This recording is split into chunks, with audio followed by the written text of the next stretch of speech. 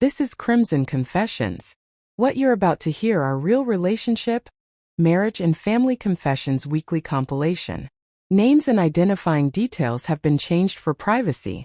Each story is different, but they all come from people trying to understand what they're living through. Listen carefully. You might recognize something. This channel is for discussion and shared experiences only. Advice given in comments reflects personal opinions, not professional guidance. I'll be sitting on the couch with my wife talking about something that affects both of us, and then I'll hear her say, "I already talked to my dad about it." Like that's the end of the conversation. And I'll nod, because if I don't, it turns into something else. This is how most days go. I wake up early because her father likes the kitchen clear by a certain time. It's his house, so his rules. I make coffee quietly, rinse the mug right away, wipe the counter even if it's already clean. When I leave for work, I say goodbye to everyone, not just my wife. When I come back, I check the mood of the house before I say anything real. Decisions don't happen between me and her. They happen around me. Renovations, for example. We talked once about turning the extra room into a small office. I work from home some days. I thought it made sense. A week later, her dad had already priced tiles and paint and decided the room would be storage instead. My wife told me over dinner, like she was passing along the weather. When I asked why we didn't talk about it together first, she said I was making it awkward. House rules change without warning. No cooking after 9. No guests on weekdays. Lights off by 11. These aren't posted anywhere, but you learn fast. If I forget, her mom sighs loudly. If I say something, it gets quiet in a way that feels heavier than noise. When my wife and I argue, it doesn't stay between us. I've learned that. If we disagree in our bedroom, by the next morning her parents know. Sometimes I can tell because her mom won't look at me. Sometimes her dad calls me into the living room and explains why my tone was wrong. He uses words like respect and family harmony. My wife sits there, silent, eyes down, like this has nothing to do with her. I tell myself this is normal. I tell myself this is cultural. I tell myself I'm lucky we don't pay rent. I tell myself it's temporary. I also tell myself I might be overreacting. When my wife says I need to apologize, she doesn't say it like a request. She says it like a solution. Just say sorry, she'll say. It'll make things easier. And she's right. When I apologize, the house relaxes. Meals feel normal again. Conversations resume. The reward for keeping quiet is peace. The cost of speaking up is days of tension that I'm blamed for. I didn't grow up like this, but I don't say that out loud anymore. We met at a mutual friend's birthday dinner. Nothing dramatic. We sat next to each other because there were no other seats. We talked about work, about traffic, about how loud the music was. She laughed easily. She listened. When I texted her the next day, she replied right away. That felt good. Simple. Dating her felt steady. She liked routine. She liked planning. I didn't have to guess where I stood. When she talked about her family, it sounded close, supportive. I thought that meant safety. I thought marrying into a tight family meant built-in stability. Living together before marriage wasn't an option, so we moved into her parents' house after the wedding. It made sense financially. Everyone agreed it would help us save. Everyone said it was temporary. I believed that. At first, it was small things. Her mom suggesting how we arrange our room. Her dad reminding me how things are done in this house. My wife would smile and say, "They're just trying to help." I didn't want to be the difficult one, so I adjusted.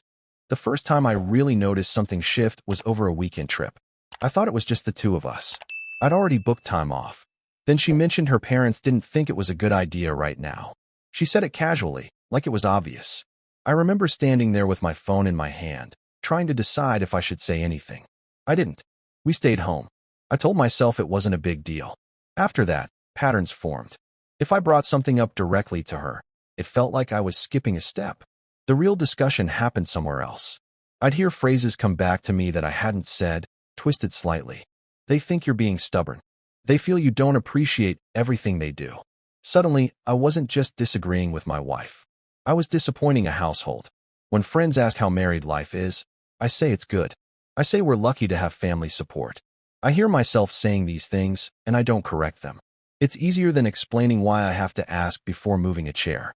I defend it, even to myself. I say it's just until we save enough. I say respect matters. I say marriage is about compromise. I say a lot of things that sound reasonable when you don't live inside them. The truth is, I stay because I think patience will pay off. I think if I keep showing up, keep being respectful, keep swallowing my pride, eventually they'll see me as more than a guest. I think one day my wife will choose me first, without me having to ask. Leaving isn't simple. We can't afford a place of our own yet. If I push too hard, I risk blowing up not just my marriage, but the roof over our heads. Starting over means debt, stress, explanations I don't know how to give. It means being the villain in a story that's already been told without me. There wasn't a big moment where everything became clear. It was quieter than that. It was realizing I don't lower my voice because I'm calm. I lower it because I'm careful. It was noticing that decisions about my own life feel like group projects I'm not leading. Right now, nothing is resolved. I still apologize. I still wait. I still tell myself tomorrow will be different. I'm married, but I don't feel like I have a marriage that belongs to us. So I keep wondering, can a marriage survive when it never gets to exist on its own? That's the end of this confession. Thanks for listening. Next confession. He agrees with me in the kitchen and then undoes it in the group chat, and I find out later when the kids start doing the opposite of what we decided. It's not dramatic. It's quiet. It's things like bedtime, screen time, chores. We'll talk it through together, just the two of us, and he'll nod and say, yeah, that makes sense. Then one of his kids complains, and suddenly the rule is different. Not because we revisited it. Just changed. And I'm standing there trying to act like I didn't notice that I'm the only one still following the original plan. Most days it shows up in small ways. I'll ask why the dishes didn't get done, and one of them will say, Dad said it was fine tonight. Or I'll bring up something that happened at school, and he'll say we already talked about it, like I missed a meeting I didn't know existed. There are whole conversations happening without me. Family stuff. Decisions. Clarifications. Sometimes I see parts of it in the group chat after the fact, sometimes not at all. When I bring it up, I try to keep my voice calm. I say things like, I just want us to be on the same page. He usually sighs and tells me I'm reading too much into it, or that I'm taking things personally, or that step-parenting is just hard and I need to give it time. He uses that word a lot. Insecurity. Like it explains everything. I catch myself wondering if he's right. Maybe I am sensitive. Maybe this is just what blended families look like and I didn't get the memo. I tell myself he's just trying to keep the peace. That it's not about me. That it makes sense he doesn't want to upset them. I tell myself I'd probably do the same if they were my kids. We met in a very normal way. A mutual friend's birthday thing at a bar. Loud music, sticky tables. We talked about work, about how tired we both were. He mentioned his kids early on like a disclaimer. I remember thinking it was good that he was upfront. Nothing felt rushed. Felt manageable. What felt safe at the beginning was how steady he seemed. He had routines. The kids had schedules. There was a sense that things were handled. I wasn't stepping into chaos. I liked that. I didn't want to replace anyone. I just wanted to join what was already there. The first shift was so small I almost missed it. One night, one of the kids didn't want to follow a rule we'd talked about earlier that day. I waited for him to back me up. He didn't. He just laughed it off and said, it's fine, we'll deal with it tomorrow. Later, when I asked about it, he said he didn't want to make a big deal out of nothing. After that, it happened again. And again. If I stayed quiet, things stayed calm. If I spoke up, there was tension. Not yelling. Just a heaviness. Short answers. Him pulling away a little. I learned pretty quickly which version of the night was easier. I started adjusting. I'd check with him before saying anything. I'd phrase things like suggestions instead of decisions. I'd wait to see what he said first before agreeing. Sometimes I wouldn't say anything at all. And when the kids were happy, he was relaxed.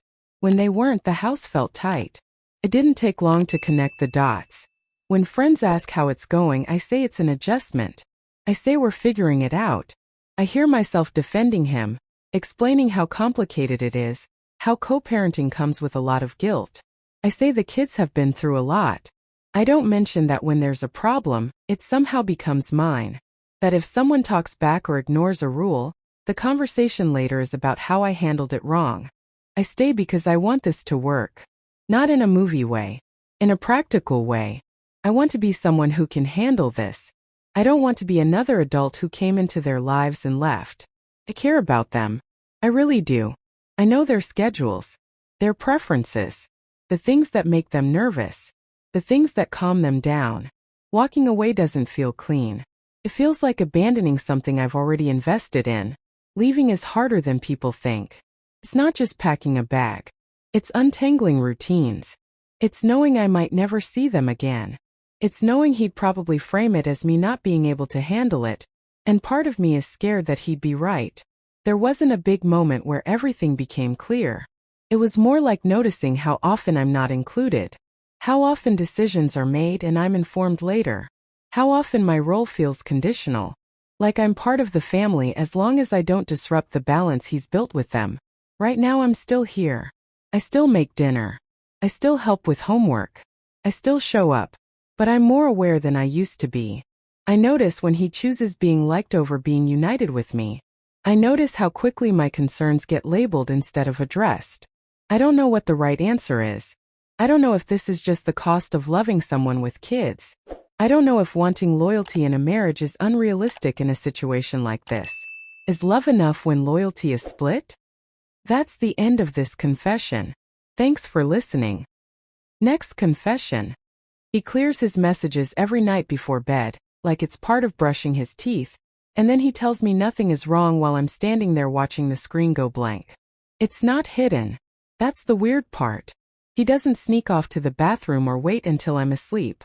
We'll be on the couch, TV still on, my legs over his, and he'll open his phone, scroll, pause, and then just delete everything.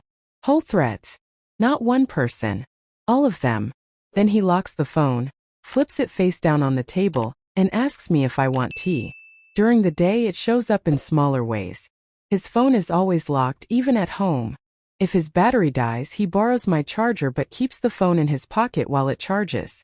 If I pick it up to check the time because mine's across the room, he reacts before I even unlock it. Like a flinch. Why do you need my phone?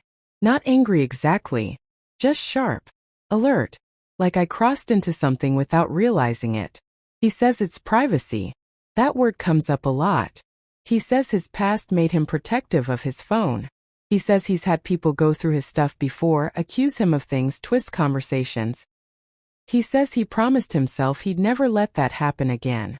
He says deleting messages helps him feel in control. Lighter. Like it's cleaning out clutter. I try to act like that explanation lands.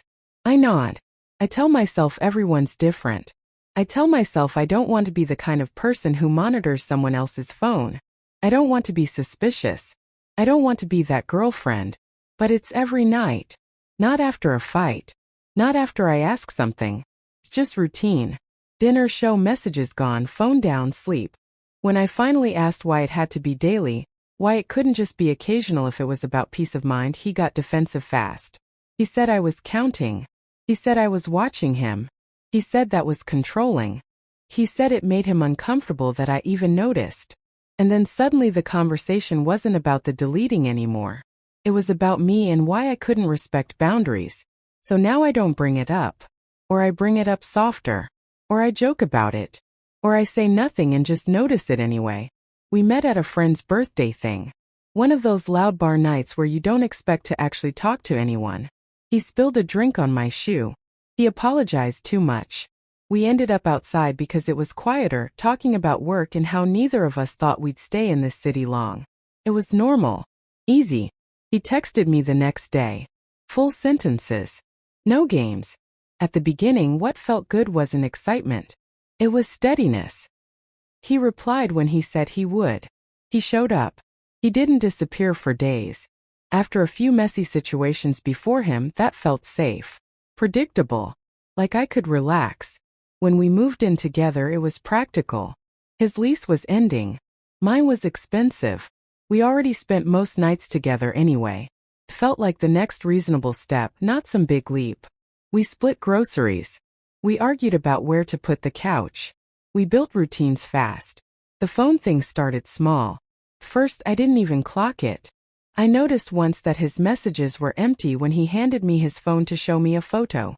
He laughed it off and said he hates clutter. I thought that made sense. I delete emails all the time. Then I noticed it again. And again. Always before bed. Always clean. No history. Felt organized. Intentional. But not in a dramatic way. In a boring way. Like taking out the trash. The first time I felt a real flicker of something, it was because I went to grab his phone to set a timer while cooking. Mine was charging in the bedroom. He was right there. He reached for it faster than I did. Not angry. Just quick. I'll do it. And then he watched the screen while he said it like he didn't want it out of his hand for an extra second. I told myself I was reading into it. I told myself people are allowed to have things that are just theirs. I told myself trust means not needing access. But the pattern didn't stop. And slowly, without deciding to, I started adjusting. I stopped touching his phone at all. I stopped glancing at it when it buzzed. I stopped asking who he was talking to when he smiled at a message. Not because he told me to, because it felt easier not to. When I did ask questions casually like, who were you texting? The answers were vague but not secretive. A friend. Work stuff. Just random. And if I followed up even lightly, his tone changed. He'd say I was interrogating him. He'd say it felt like he was being watched. And then I'd apologize for making it weird. I've explained it to my friends in ways that make it sound fine. He's just private. He's had bad experiences. It's not like I think he's cheating. I hear myself say those things and I believe them while I'm saying them. Or I want to. The contradiction sits there though. I tell myself I respect his boundaries, but I also feel myself losing trust in small, quiet increments. Not because I know something bad is happening, but because I know I'm not supposed to know anything at all. I stay because I don't want to turn into someone I don't recognize. I don't want to be suspicious without proof. I don't want to start monitoring behavior and looking for signs. I don't want to become paranoid over something that could be nothing. And leaving feels dramatic when I can't point to anything concrete. There's no message I caught. No name I can say. No moment where he slipped up. Just a habit he defends and a feeling I can't fully justify. The thing that finally stuck with me wasn't a fight. It was a night exactly like all the others. He deleted his messages, locked his phone, put it face down, and I realized I was holding my breath, waiting for it like it was part of my own routine now too. I'm still here. I haven't decided anything. I just know I'm trying to respect privacy while feeling like something is being kept from me, and I don't know at what point those two things stop being the same thing. When does privacy turn into secrecy? That's the end of this confession. Thanks for listening. Next confession. She can go 3 days without speaking to me and still make my coffee in the morning. That's the part that messes with me. Not yelling, not slamming doors, not throwing words that stick. Just nothing. 48, sometimes 72 hours of nothing. And then on day 3 or 4, she'll ask if I can grab milk on my way home like we didn't just spend a weekend moving around each other like coworkers on different shifts. It's always after an argument. Not even huge ones. Sometimes it's about money. Sometimes it's about her coming home late and not answering her phone. Sometimes it's about me saying I feel shut out. It starts like a normal disagreement. Raised voices, sure. A few sharp comments. And then at some point she just stops. Not storming off. Not crying. She'll say, I'm done talking about this. And that's it. After that, she doesn't respond to questions. If I ask, are we okay? She says nothing. If I try to continue the conversation, she'll pick up her phone and scroll. Or she'll go fold laundry. Or she'll go to bed early without saying goodnight. The first night is tense. I'll try once or twice to reopen it. She'll either say, I don't want to fight, or she won't answer at all. By the second day, she's functioning. Making breakfast for the kids. Packing lunches. Answering emails. Laughing at something on her phone. But not with me. She doesn't slam cabinets. She doesn't glare. She just acts like I'm slightly out of frame. If I ask a direct question, like, can we talk about what happened? She'll say, there's nothing to talk about. Flat. Calm. Like I imagined it. By day 3, I'm the only one who looks off. I'm the one distracted at work. I'm the one replaying the argument in my head. She's posting pictures of the kids on social media. She's texting her sister. She'll even sit next to me on the couch and scroll through shows. And then, this is the part one can't explain, she just resets. She'll say, did you call the plumber? In a normal tone. Or she'll tell me about something that happened at work. If I try to say, before we move on, can we finish what we were talking about? She'll sigh. Like I'm dragging mud into a clean house. I thought we were past that, she'll say. Past it. We never went through it. Daily, it looks peaceful. That's the confusing part. We don't have screaming matches. The neighbors would probably describe us as stable. The kids don't see chaos.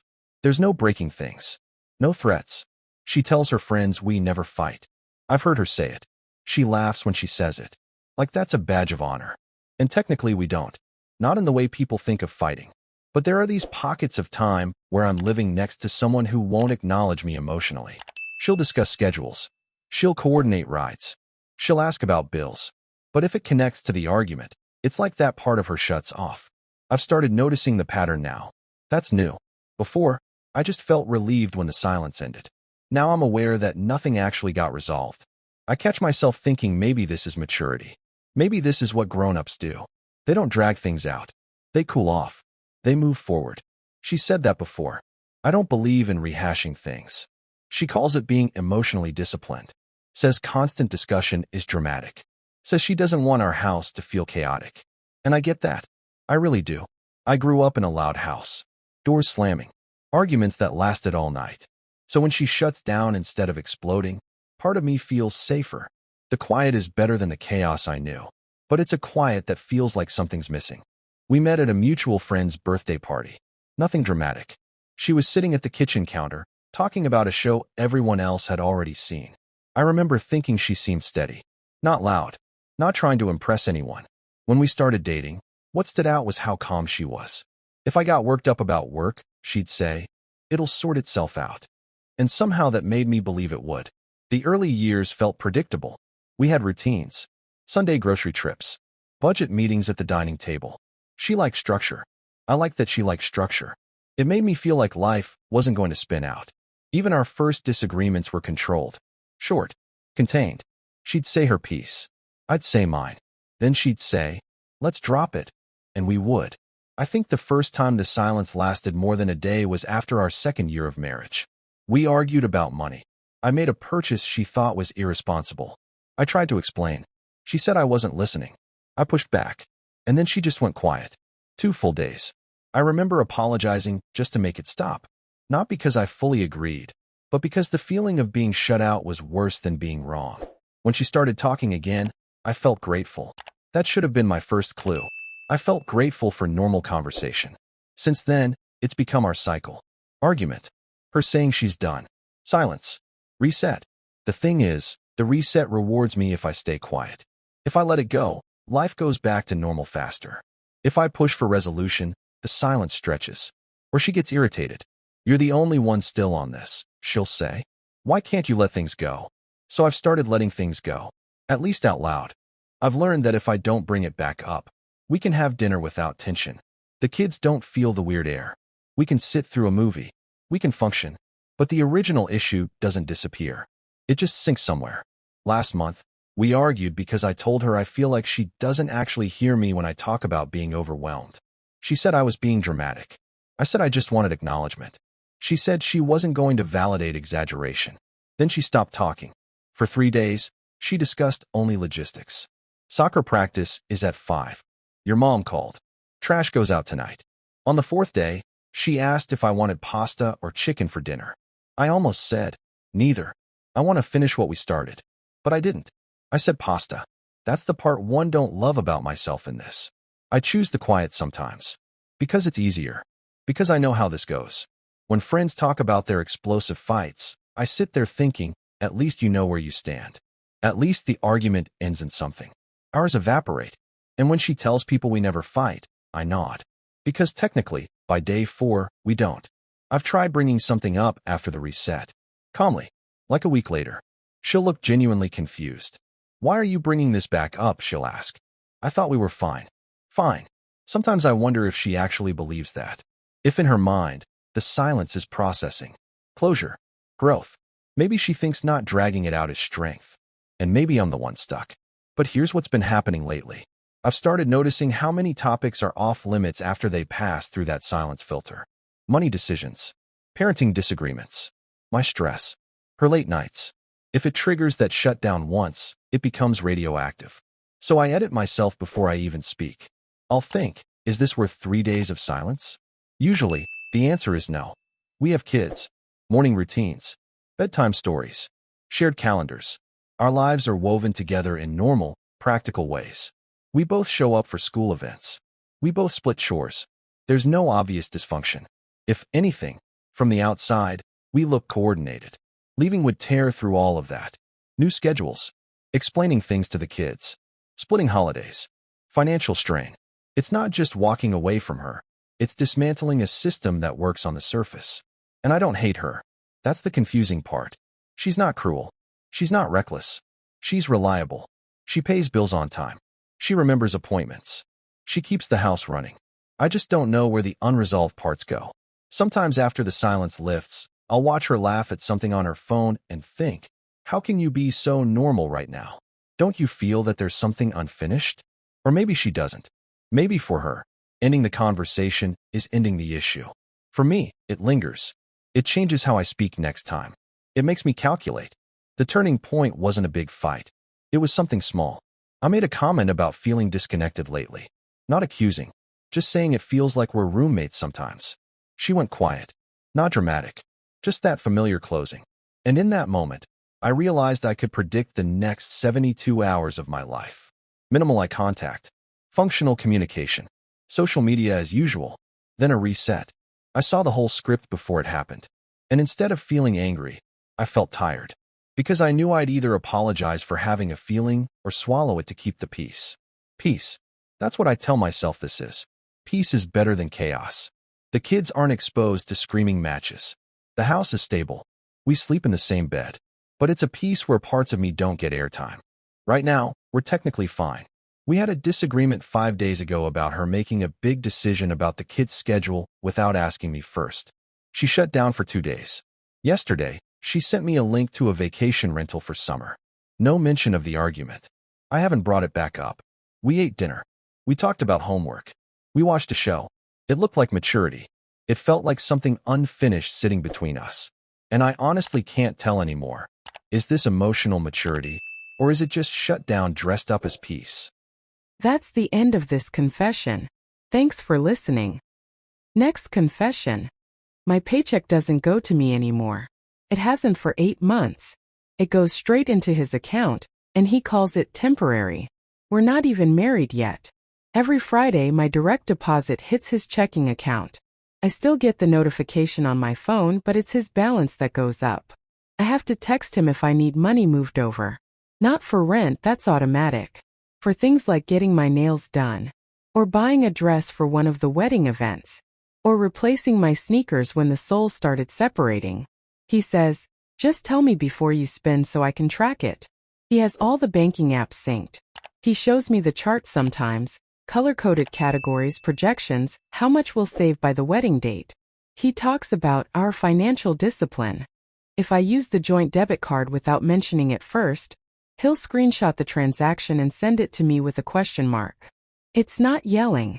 It's not dramatic. It's just constant oversight. When I bring up that I'd rather keep my own account until after the wedding, he reminds me how expensive the venue is, how we agreed to save aggressively, how combining everything early proves we're serious. He says most couples wait too long to merge finances and that we're being smart. He frames it as maturity. I try to match that tone.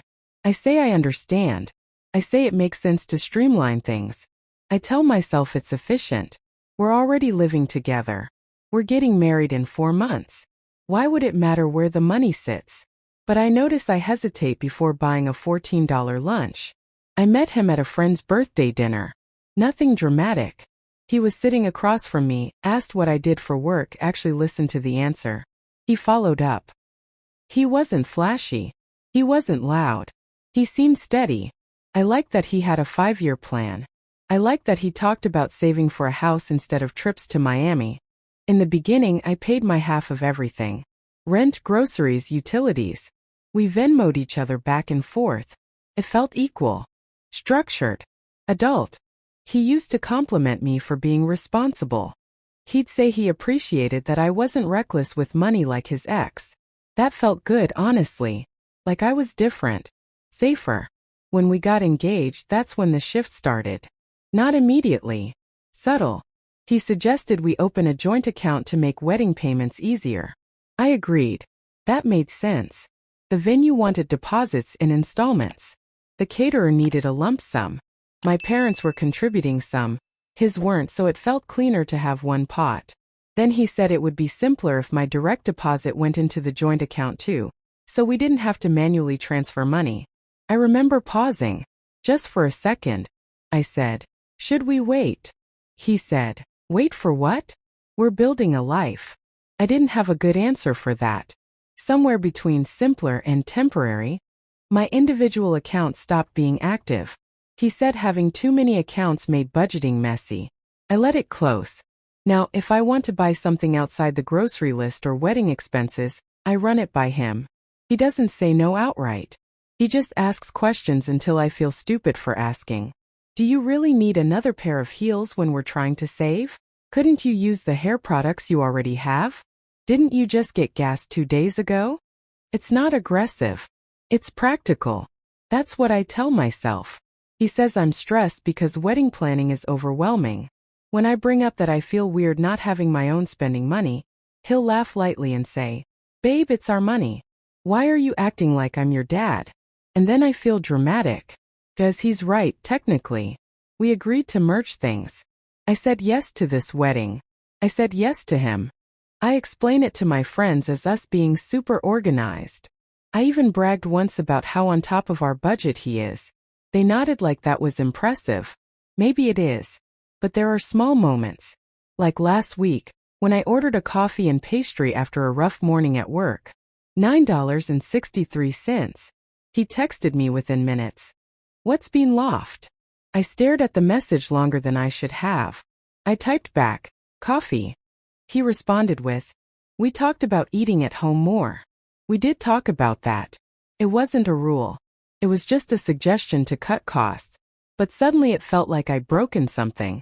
He says this is all short term. After the wedding, once the big expenses are over, we'll relax a little. He says right now we need structure, discipline, focus. And I want to believe marriage will rebalance things.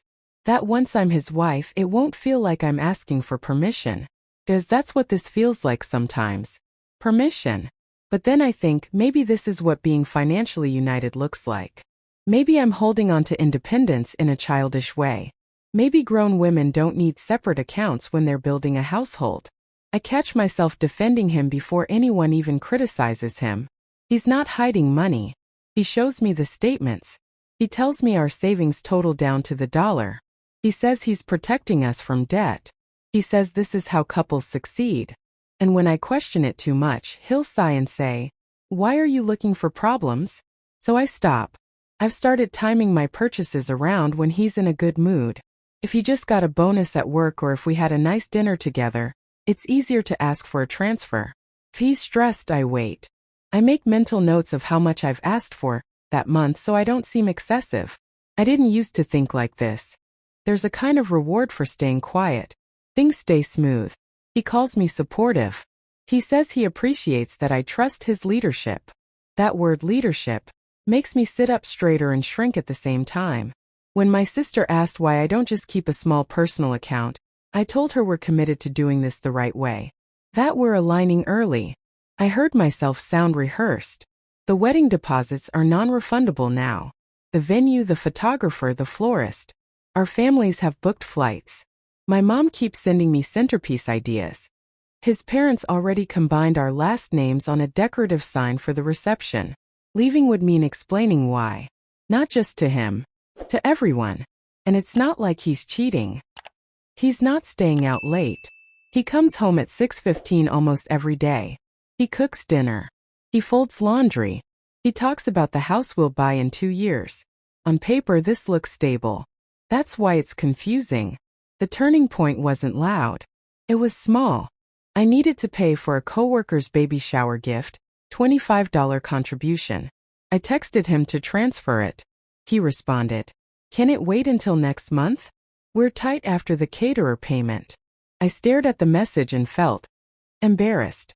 Not because of the money, because I didn't have access to $25 without asking. I make a salary. I work full-time. And I couldn't cover a baby gift. I told my coworker I'd already bought something separately so I wouldn't have to explain. That night, he showed me our updated savings graph and smiled like we were winning. I nodded, kissed him. I said I was proud of us. And I meant it. That's the part that makes this harder. I do see the savings growing. I do see the progress. We are financially stronger than we were a year ago. But I also notice I haven't bought anything just because I wanted it in months. When I picture the wedding day, I see myself walking down the aisle in a dress he approved the budget for. I see our joint account, our shared last name, our merged everything. I keep telling myself that once we're officially married, it will feel different. That I'll have more say. That this is just a pre-marriage strategy. But then I remember this started before the legal commitment. Before vows. Before rings were even resized. I agreed to give up my financial independence before I became his wife. And I don't know if that's proof of trust, or proof that I'm already adjusting to something I don't fully understand. If I marry him, does this balance out like he promises? Or am I locking in the version of us that already exists? That's the end of this confession. Thanks for listening. Next confession. She cancels on me about an hour before we're supposed to meet. And it's almost always after she steps away to text the same person. I know how that sounds. I hear it too. We'll have plans. Not big ones. Dinner. A movie. Just coming over to my place to watch something and decompress after work. She'll text all day like everything's normal. Can't wait to see you. I'm exhausted, but I need this tonight. Stuff like that. Then around the time she's supposed to start getting ready, her replies get shorter. I'll see typing, and then nothing. Then she disappears for 10 minutes. When she comes back, it's, hey, something came up. That exact phrase. Something came up. And it's always within an hour of us meeting. Not 5 hours before. Not the morning of. It's like it activates at the last minute. One time I was already sitting in the restaurant parking lot. She told me she was on her way. I watched her location stop moving for a while. Then she texted, I'm so sorry. I can't make it. Family thing. I asked what happened. She said, I'll explain later. She never did. The pattern isn't subtle. It's just consistent. She'll be mid-conversation with me. Then her screen lights up. She turns the phone slightly away, not dramatically, just enough that I can't see the name. She'll say, hold on, and step into the other room. Not far, just far enough. Then she comes back quieter, less animated. And within the hour, the plan dissolves. If I ask who she was texting, she doesn't answer directly. She'll say why, like I've accused her of something. Or, you're reading too much into it. Or the one that shuts me down the fastest. You don't trust me? And I immediately feel like I've done something wrong. I've started noticing the order of things. The notification, the step away, the shift in her tone, the cancellation, the vague explanation, the defensiveness. But I still let her tell me it's coincidence. I tell myself I'm being insecure, that I'm turning normal texting into some kind of conspiracy. Everyone texts all the time now. We both do. Constant messaging is just life. So why does this one thread feel different? I haven't even seen the name clearly. I just know it's the same person because the preview looks the same. Same length. Same timing. Same effect. 3 years is long enough that I should either be sure or gone. Instead, I'm here. Stuck in this weird in-between where I keep choosing her explanations over what I keep watching happen. We met at a mutual friend's birthday party. Nothing dramatic. We both showed up late. The only two people not really knowing anyone well. We ended up on the balcony talking about work and how awkward group events are. She laughed at the same small stuff I did. It felt easy, not electric. Easy. After that, we just kept seeing each other. Coffee, walks, hanging out after work. She was consistent in the beginning. If she said 7 p.m., she was there at 6:55. If she said she'd call, she called. I didn't have to wonder. That's what made it feel safe. I've never needed big gestures. I just need predictability. And she was predictable. I could relax around her. I didn't feel like I had to perform or compete. The first time she canceled like this was about a year in. We had plans to go to a friend's engagement party. She texted me an hour before, saying she had a headache. I remember she'd stepped away from me earlier that day to take a call. When she came back, she said it was nothing important. I didn't connect it then. People get headaches. But then it happened again. Different excuse. Work thing. Family thing. I forgot I promised someone I'd help them. Always after the phone lit up. The first few times I asked normal questions. Is everything okay? Do you want me to come over instead? Who needed help? And each time the energy shifted. She'd go from apologetic to irritated. You're making this a bigger deal than it is. I said I'm sorry. Why are you interrogating me? So I adjusted. Now when she cancels, I say, okay, no worries. Even when there are worries. I tell her to take care of whatever it is. I act unbothered. And sometimes she rewards that. She'll be sweet the next day. Extra affectionate. Send longer messages. Call me on her lunch break. It's like silence earns me stability. But if I push, even gently, the air changes. She pulls back, replies slower, ends calls earlier. So I've learned the equation. Ask less. Get more. I hate that I know that. Friends have asked me why she flakes sometimes. I defend her automatically. Her schedule's crazy. Family stuff. She just gets overwhelmed. I say it so smoothly, it almost feels true. I don't tell them about the pattern. I don't tell them that it's always after that one thread lights up her screen. Because saying it out loud would make it real. And if it's real, then I'm not crazy. And if I'm not crazy, then I'm choosing to stay anyway. And that part feels worse. It's not like I've caught her in a lie I can prove. I don't have screenshots. I don't have a name. I just have repetition. And repetition is hard to argue with, but easy to deny. There was one night recently that felt different. We had tickets to something she'd been excited about for weeks. She reminded me twice that day not to forget. I left work early. Got ready. She texted me a selfie saying, almost ready. Then about 45 minutes before we were supposed to meet, she stopped responding. I watched the read receipt sit there. Then the typing bubble popped up, disappeared, came back, disappeared again. Finally, I can't go. I'm sorry. Something came up. No explanation this time. Just that. I didn't reply right away. I just sat on my bed staring at the message. And for the first time, I didn't feel confused. I felt tired. Not angry. Not shocked. Just tired. I typed, "Is it him?" I stared at it for a full minute. Then I deleted it. Instead, I wrote, "Okay." She responded with a heart emoji. That hurt more than if she'd argued. I stay because I don't want to be the jealous guy. I've always told myself I'm not insecure. I don't check phones. I don't demand passwords. I don't track locations. I don't want to be that person. So I overcorrect. I pretend not to notice things that are clearly noticeable. 3 years is also a long time to walk away over something you can't prove. We've built routines. We have inside jokes. We've met each other's families. My mom asks about her. Her friends know my name. Leaving would mean explaining why. And what would I say? She texts someone before canceling on me? It sounds small when you say it like that. But it doesn't feel small when you're sitting alone in a restaurant parking lot. It doesn't feel small when you're dressed and ready and watching the clock tick past the time you were supposed to meet.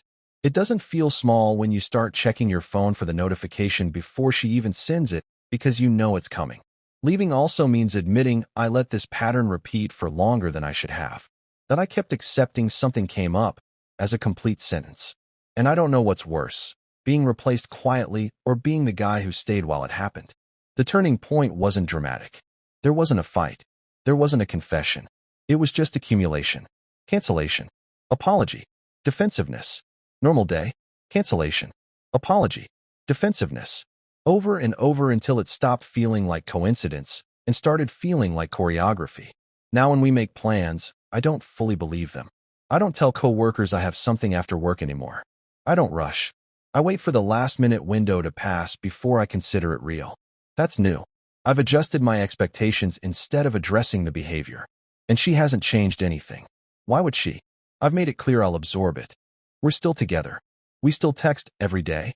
She still says she loves me. She still sends good morning messages. And I still trust her words over what keeps happening. That's the part one can't fully explain. If she looked me in the eye and told me there's nothing going on, I'd believe her. Even though I've watched this same sequence play out more times than I can count. Maybe because believing her is easier than imagining who else gets priority an hour before I do. I haven't confronted her directly. Not really. I've hinted. I've asked sideways questions. I've joked about her mystery texter. She didn't laugh. She said, "You're being weird." So I stopped. Right now, we have plans this weekend. She confirmed yesterday. Sent me a screenshot of the reservation. She seemed excited. And tonight, her replies slowed down around the same time they always do. Her screen lit up when we were on FaceTime. She angled it away. Said, "1 second." I watched her leave the frame.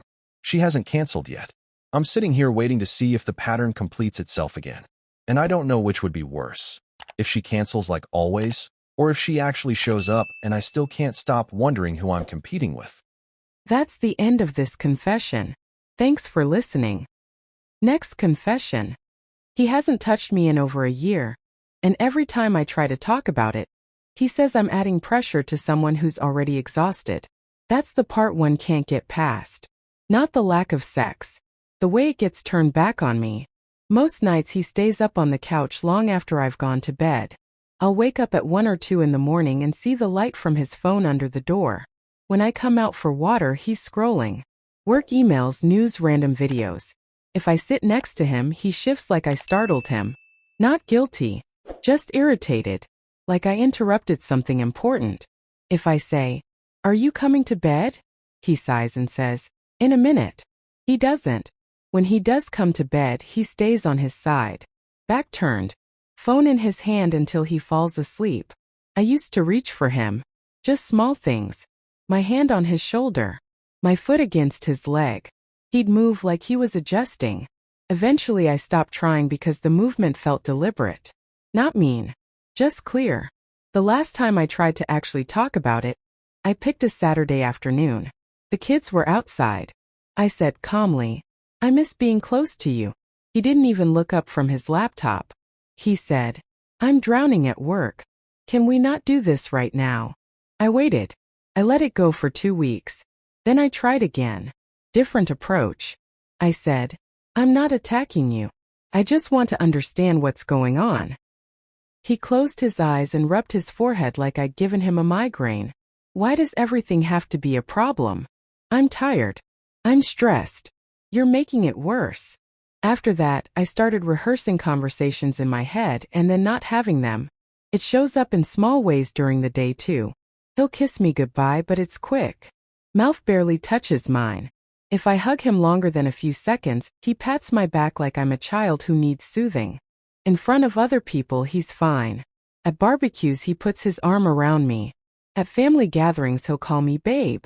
If someone jokes about married life, he laughs and squeezes my hand. It looks normal. Solid. But at home, if I sit too close on the couch, he says, "It's hot," and shifts away. I've tried to be understanding. I know his job is demanding. He manages a team. There are deadlines. Layoffs happened last year. He came home shaken a few times, talking about how everyone's burned out and replaceable. I listened. I made dinner later so he could finish calls. I kept the kids quiet when he said he needed to decompress.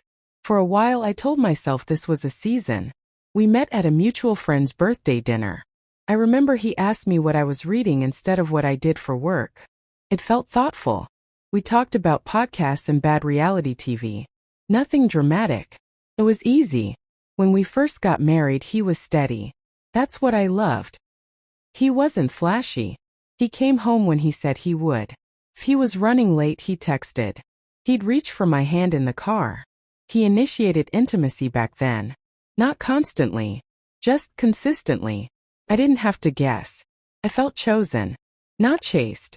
Chosen. The shift wasn't sudden. It started with him saying he was too tired one night. That was normal. We had a toddler then. I was tired too. We laughed about it and went to sleep. Then it was twice in a week.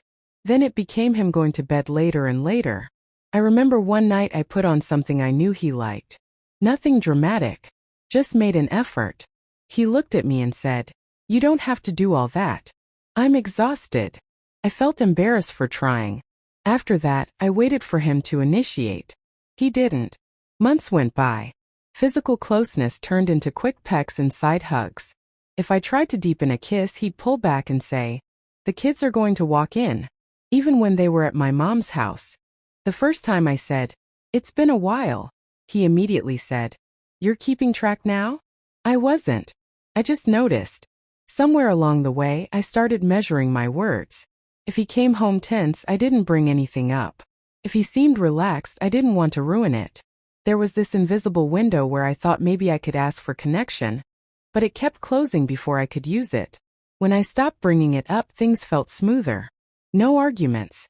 No heavy sighs. He was kinder when I didn't mention it. He'd thank me for dinner. He'd tell me I was holding everything together. That felt good. I won't pretend it didn't. So I traded one kind of closeness for another.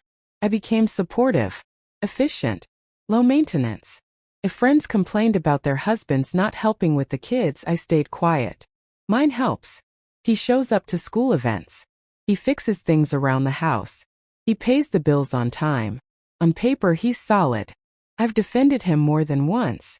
When my sister asked, "Are you guys okay? You seem distant," I said, "He's just under a lot of pressure at work." I said it automatically, like I'd memorized it. The thing is, the stress explanation never expires. There's always a new project, a new restructuring, a new reason he's maxed out. Even vacations don't change it. Last summer we went to the beach with the kids. I thought maybe being away from the office would reset us. The first night, he brought his laptop just in case. He stayed up after everyone went to bed scrolling again. I lay next to him and listened to the sound of his thumb moving on the screen.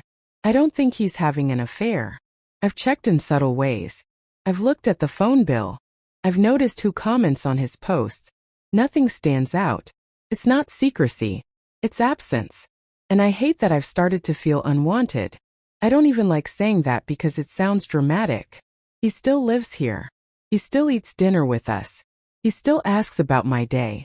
But when I sit next to my own husband and feel like I'm intruding, something is off. A few months ago I tried again.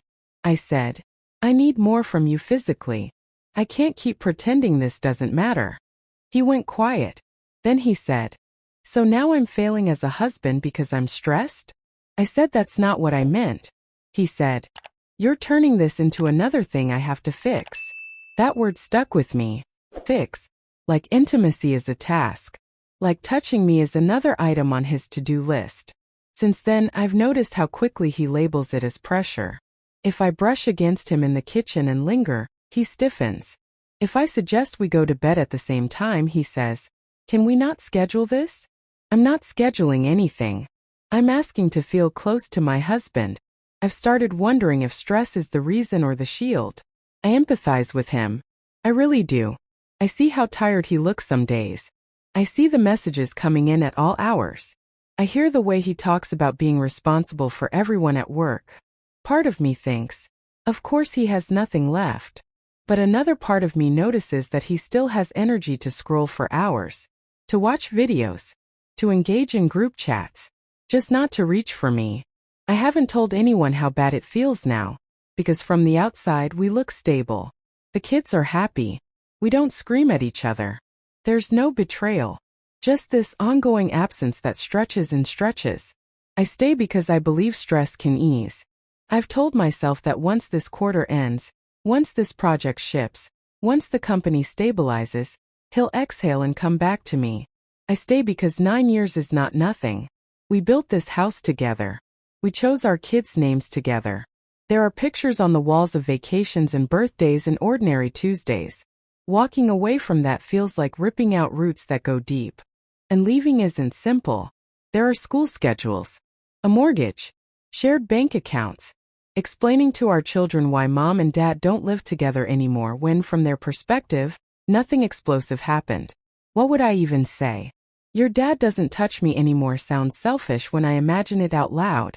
I also worry about being wrong. What if this really is just burnout? What if I blow up our family because I couldn't handle a hard season?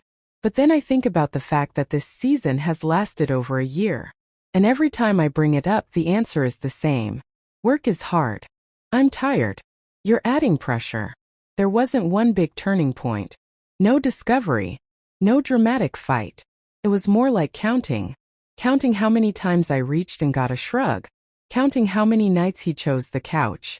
Counting how many conversations ended with me apologizing for asking. Last week, I walked past the living room at midnight and saw him laughing at something on his phone. Not a polite smile. A real laugh. I stood there for a second watching him from the hallway. I realized I hadn't heard that laugh directed at me in a long time. I went back to bed and didn't say anything. Now I find myself lying awake next to him, aware of the space between our bodies. Not dramatic space. Just inches. But it feels deliberate. I'm not packing bags. I'm not calling a lawyer. I'm still making dinner and folding laundry and asking about his meetings. But I'm also not pretending it doesn't hurt anymore. I don't know if he's too exhausted to reach for me, or if avoiding me has just become easier than trying. And I don't know which one is worse. Is this really just stress? Or is it something he doesn't want to name? That's the end of this confession. Thanks for listening. Next confession. Every time I ask him a direct question, he says I'm being insecure. Not mean. Not yelling. Just calm. Like he's diagnosing me. Last night I asked why he turned his phone face down when I walked into the kitchen. That was it. I didn't accuse him of anything.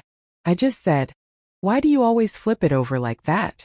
He leaned back against the counter, crossed his arms and said, "You're projecting again."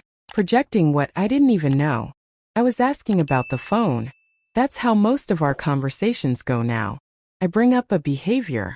He brings up my personality. He says I struggle with trust. He says my nervous system is hyper-alert because of my past. He says he's emotionally intelligent enough to see patterns. Mine specifically.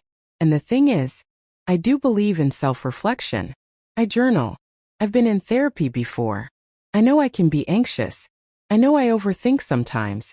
So when he says those things, I don't immediately fight him. I actually stop and consider it. That's the part that confuses me. Because I'll start with something simple like, "Why did you tell me you were at your brother's and then I saw your location at a bar?" And instead of answering that, he'll say, "This is what you do. You latch onto small details and create narratives." I'll ask again, "But why did you say you were at your brother's?" And he'll sigh, "You're focusing on the wrong thing."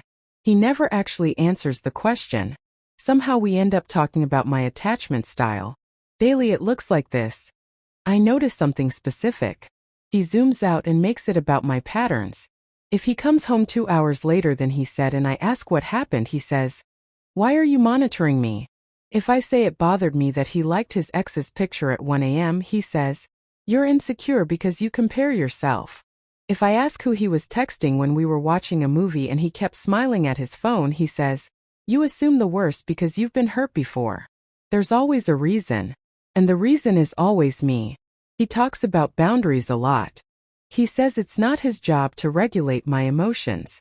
He says he refuses to participate in unhealthy dynamics. He says he won't be punished for things he hasn't done. But I'm not asking him to regulate my emotions. I'm asking what he was doing. And I can hear myself now even saying this, thinking maybe I do sound obsessive.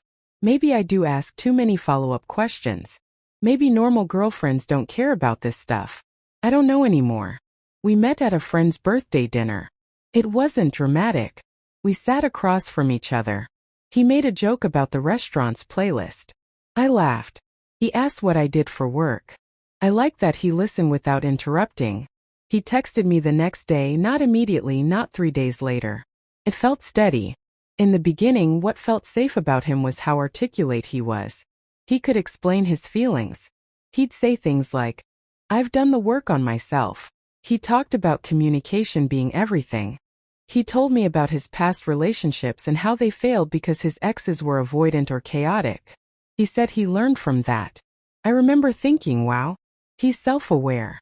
He won't blame me for things. He understands psychology. That felt adult. The first small shift was subtle. We had been dating maybe 4 months. He went out with coworkers and didn't text me all night. When I mentioned the next day that I would have appreciated a quick check-in, he said, "You're not my parent."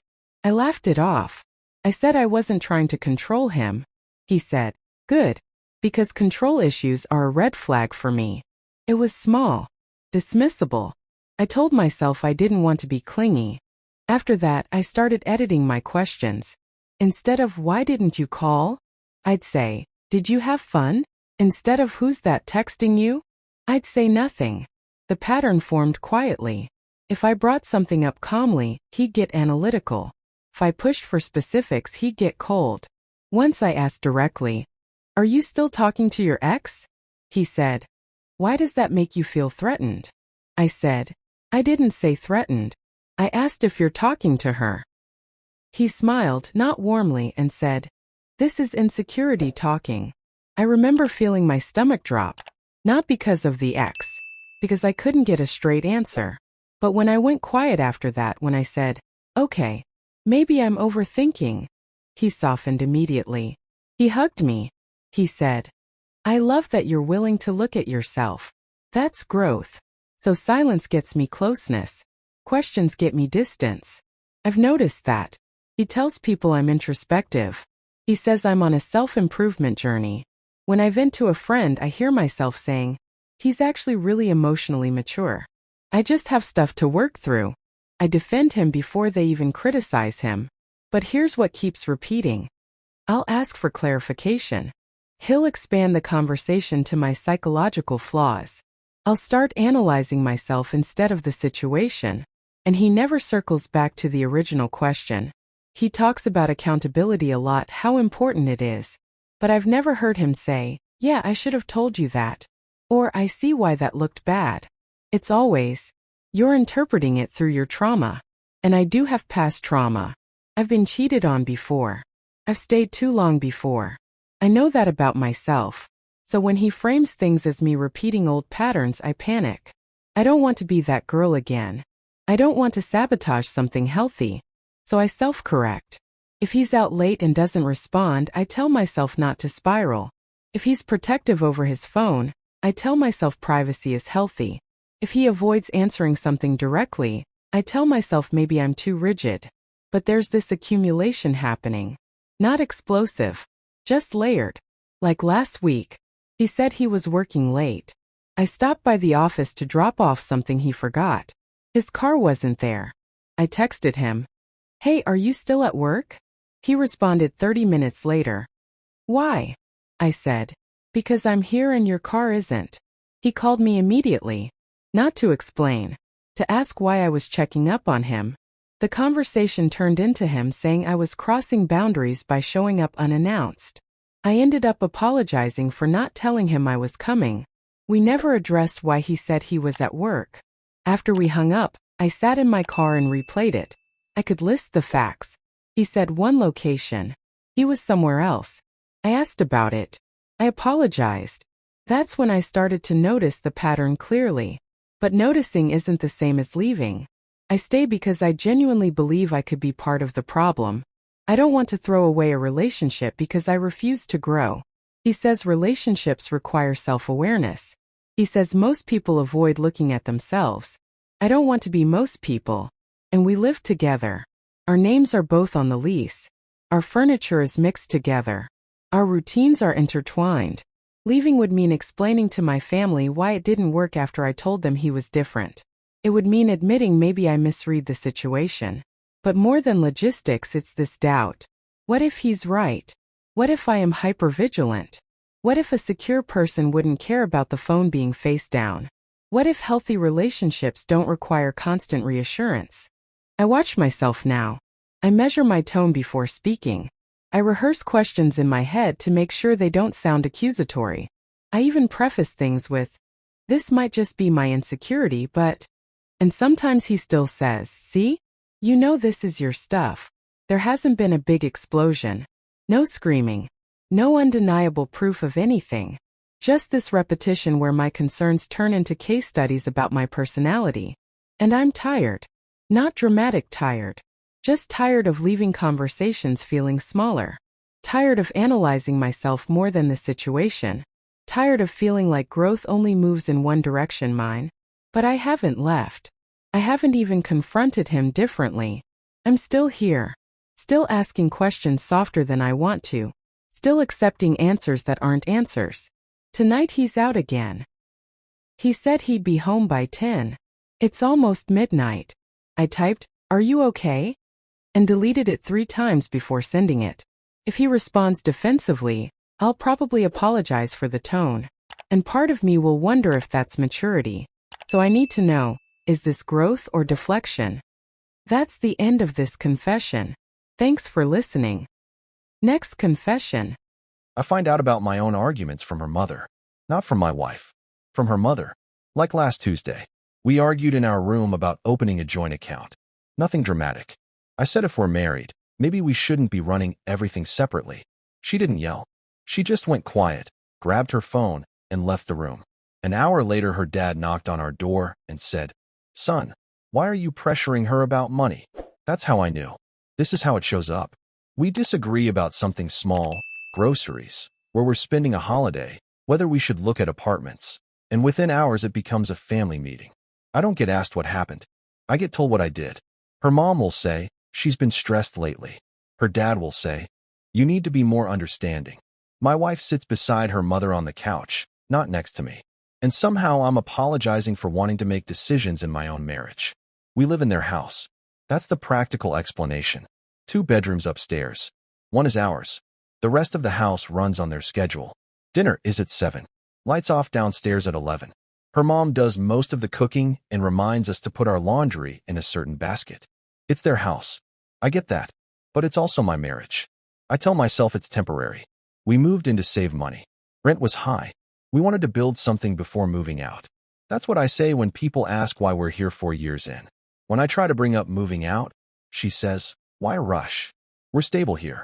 If I mention that I feel like we don't make decisions alone, she says I'm being sensitive. Or worse, she says I'm disrespecting her parents. That word, disrespect, shows up a lot. If I disagree with her mom about something small, like how often we visit my family, it becomes, "Why are you challenging her?"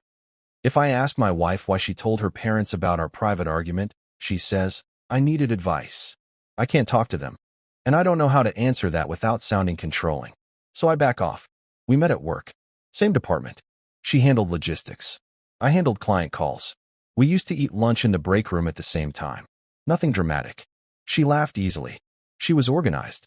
I liked that about her. Things felt steady around her. When we got married, moving into her parents' place felt practical. They offered, "Save your money," her dad said. "Build your future." It sounded responsible. Stable. Her family is close. They talk every day. I thought it meant support. In the beginning, it did feel safe. No landlord issues. No surprise bills. Her mom would cook. We'd come home from work and dinner was ready. It felt like we were getting ahead. I didn't realize that help also meant involvement. The first time it happened, it was small. We were deciding where to spend our first anniversary. I suggested a weekend trip out of town. She liked the idea. We even looked at hotels together. The next day she said, "Maybe we should just have dinner here. Mom thinks it's unnecessary to spend that much." I remember pausing. I said, "Okay, but what do you think?" She said, "It's smarter to save." That was it. It didn't feel big enough to push. I told myself she was being practical. I even agreed out loud. We stayed home. Her mom baked a cake. After that, it became normal. If we discussed buying furniture, she'd say, "Let me check with my parents."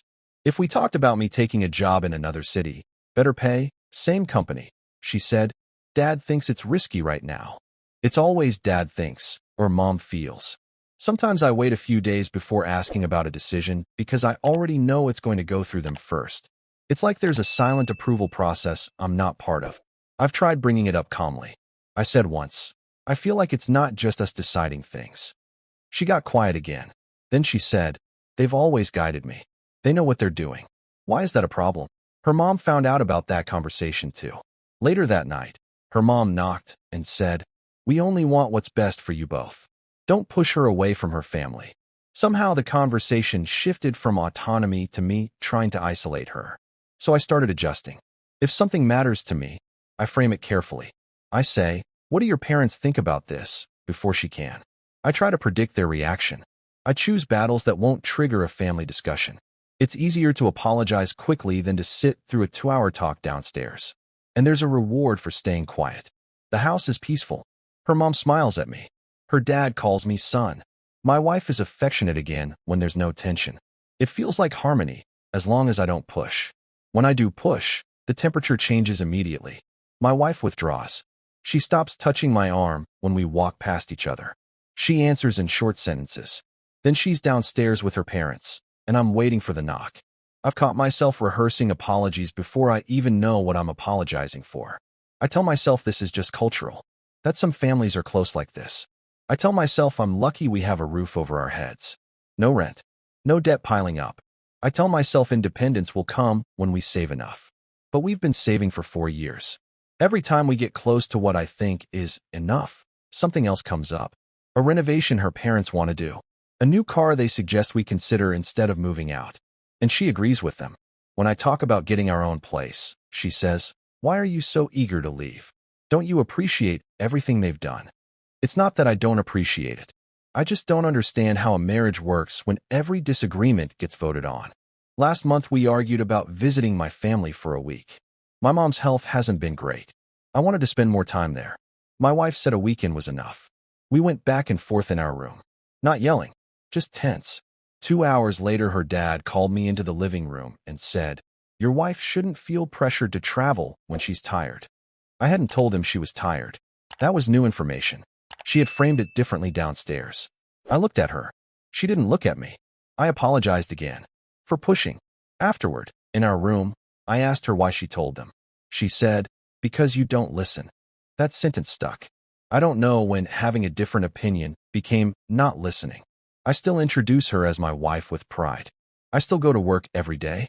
I still contribute financially. But inside this house, decisions don't move unless they pass through her parents first. Sometimes I catch myself asking permission for things I shouldn't have to, like inviting a friend over. I asked her once, "Is it okay if Mark comes by Saturday?" She said, "I'll check with Mom." And I heard myself say, "Okay, I'm a grown man asking my mother-in-law if my friend can visit."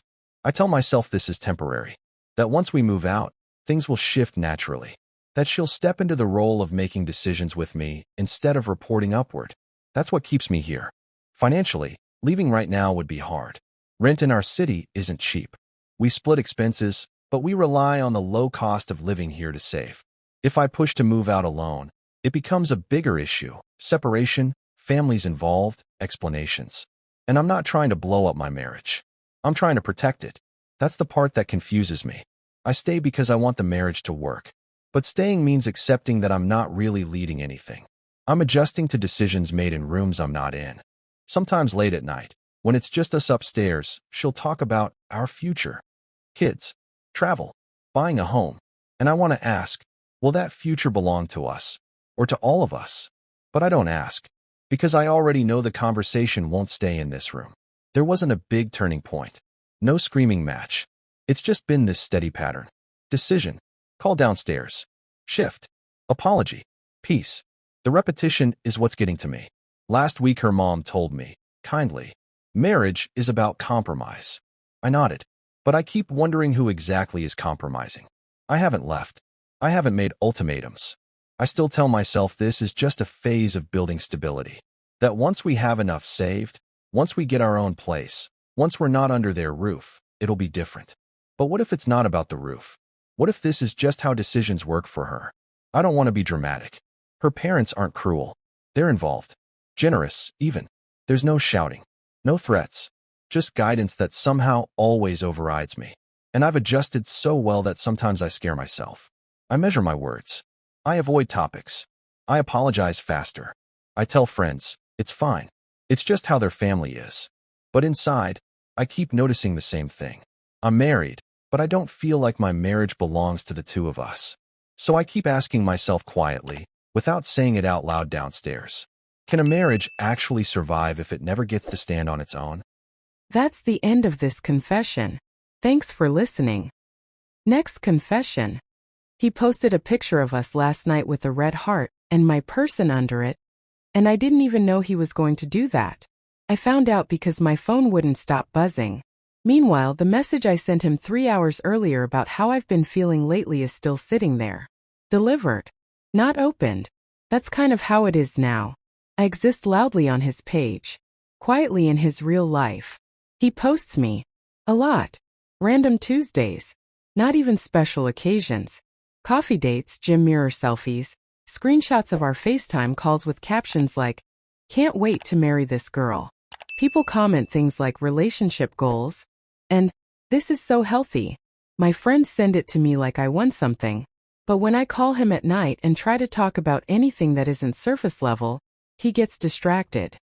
He'll say he's tired, or he'll start scrolling, or he'll respond with something like, "Why are you overthinking? We're good. We're good." That's his sentence. If I text him something serious like, "Can we talk about where this is going?" He'll reply hours later with, "Babe, I've been busy." Don't start. But if I post a story and don't tag him, he notices in 5 minutes. He says posting me proves he's serious. I don't know. Maybe it does. I mean, he's not hiding me. Everyone knows about me. His friends follow me. His mom comments on my photos. There are whole highlight reels of us on his profile. But when I try to talk about how I feel disconnected sometimes, he says I'm being dramatic. Or he'll kiss my forehead and say, "Why are you trying to create problems? We don't live together. We've been dating a year. Most of our relationship happens through screens, text, DMs, snaps, comments. I see more evidence of us online than I feel when we're actually alone. When we're out in public, he's attentive. He holds my hand, takes pictures, opens doors. It's like he turns into the version of himself that people expect. The one from his feed. But when we're sitting in his car after dinner and I say something like, "I feel like you don't really listen when I talk about serious stuff," he'll sigh. Long. Like I just asked him to solve a math equation. He'll say, "What do you want me to say?" And I don't know how to answer that without sounding needy. So I usually just say, "Nothing. It's fine. We met at a mutual friend's birthday party. Nothing dramatic." He asked me what I was drinking. I made a joke about the playlist being terrible. He laughed. We talked in the kitchen for almost an hour about random stuff, work, our family, stupid reality shows. He asked for my number the next day. At the beginning, he texted constantly. Good morning texts. Voice notes. Random selfies from work. I didn't have to guess if he liked me. It was obvious. And I liked that. I've dated guys who acted like claiming me was embarrassing. So when he posted our first picture together 3 weeks in, I remember staring at it like, oh, he's proud of me. That felt safe. It wasn't about the post exactly. It was about not feeling hidden. He'd comment under my pictures. Call me mine. Make it clear. I didn't have to wonder. I think that's why this is confusing now. Because technically I still don't have to wonder. If you look at his profile, it looks like we're solid. Like we're building something real. The shift was small. It wasn't dramatic. I remember one night I sent him a long text about how my week had been overwhelming. Work stuff. Family stuff. I just needed to vent. He read it. No response for almost 2 hours. Then he sent, "Sorry, just saw this. That sucks. You'll be fine though." And then 20 minutes later, he posted a throwback of us with my favorite person. I told myself I was being sensitive. He's not a big texter like that, I thought. Maybe he doesn't know what to say. Another time, I asked him if we could talk about meeting each other's extended families more intentionally. He said, "Why are you rushing? We're good where we are." That night he posted a picture of us at dinner with wifey. I laughed at it publicly. Privately I felt, I don't know, not matched. But it's hard to complain when someone is technically showing you off. When I bring up something that feels vulnerable like, "I don't always feel emotionally close to you," he responds with proof. Screenshots of things he's posted. How can you say that when I do this? And then I start questioning myself. Maybe emotional closeness is overrated. Maybe consistency online is a form of commitment. Maybe this is just how modern relationships look. I've even defended him to my friends. They'll say, "But how is he when it's just you two?" And I'll say, "He's just not that expressive. But he shows up in other ways." I don't always know what those other ways are, but I say it confidently. There's a pattern now. If I stay easy, agreeable, grateful for the posts, everything runs smoothly. He's sweet, attentive in public, sends memes, tags me and stuff. If I push for a deeper conversation, the mood shifts. He goes quiet, or dismissive, or suddenly too busy. So I've started choosing my timing carefully. Sometimes I don't bring things up at all. It's like I get rewarded with visibility and punished with distance. That sounds dramatic. I don't mean it like that. It's just observable. He once told me, "Do you know how many guys don't even claim their girlfriends? I'm proud to show you." And that landed. Because it's true. A lot of people hide. He doesn't. But sometimes I wonder if the showing is the point. When I scroll through his page, I see us curated, filtered, captions that sound deeper than our actual conversations. People assume we're emotionally connected because the posts look intimate. I feel visible, completely visible, and also not really seen. I stay because honestly it feels good to be publicly chosen. I won't lie about that. There's something validating about knowing no one can question where you stand. No guessing games. No secret girlfriend energy. When he tags me, when he writes paragraphs about me on my birthday, I screenshot it. I reread it. Feels reassuring. And I don't have proof that he's doing anything wrong. He's not seeing someone else. He's not disappearing for days. He answers eventually. He shows up to plans. He introduces me as his girlfriend. It's just that when it comes to emotional stuff, fears, future insecurities, it's like I hit a wall. Leaving would be complicated in a way that sounds shallow when I say it out loud. How do I explain it? He posts me too much sounds ridiculous. No one would understand. He makes me feel alone even though he's always showing me off. If I left, I'd have to watch him archive our pictures. Delete captions. Undo a year of public history. People would ask what happened. I wouldn't know how to answer without sounding ungrateful. And there's this pressure to live up to what everyone already believes about us. Our relationship looks perfect. Sometimes I think maybe this is just a phase. Maybe I'm expecting too much emotional depth too soon. It's only been a year. Sometimes I think maybe I should just accept the version of love he knows how to give. The turning point wasn't dramatic. It was small. I sent him a voice note last week. Nothing accusatory. I just said, sometimes I feel like I'm talking to your audience more than I'm talking to you. People assume we're emotionally connected because the posts look intimate. I feel visible, completely visible, and also not really seen. I stay because honestly it feels good to be publicly chosen. I won't lie about that. There's something validating about knowing no one can question where you stand. No guessing games. No secret girlfriend energy. When he tags me, when he writes paragraphs about me on my birthday, I screenshot it. I reread it. Feels reassuring. And I don't have proof that he's doing anything wrong. He's not seeing someone else. He's not disappearing for days. He answers eventually. He shows up to plans. He introduces me as his girlfriend. It's just that when it comes to emotional stuff, fears, future insecurities, it's like I hit a wall. Leaving would be complicated in a way that sounds shallow when I say it out loud. How do I explain it? He posts me too much sounds ridiculous. No one would understand. He makes me feel alone even though he's always showing me off. If I left, I'd have to watch him archive our pictures. Delete captions. Undo a year of public history. People would ask what happened. I wouldn't know how to answer without sounding ungrateful. And there's this pressure to live up to what everyone already believes about us. Our relationship looks perfect. Sometimes I think maybe this is just a phase. Maybe I'm expecting too much emotional depth too soon. It's only been a year.